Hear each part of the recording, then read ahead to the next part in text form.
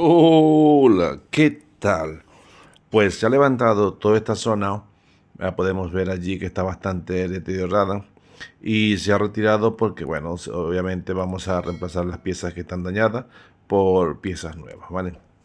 Es importante, bueno, resaltar que sí era muy grande la zona dañada y no tengo fotos del inicio, pero bueno, ya se puede ver perfectamente. Y así es como nos ha quedado. Obviamente falta dar el tinte, dar el barniz y poco más, ¿vale? Pero bueno, así nos está quedando el trabajo y hemos conseguido un cliente contento, que eso es lo más importante. Pues nada, este es un trabajo más de lo que nosotros hacemos a diario. Un saludo, chao, chao.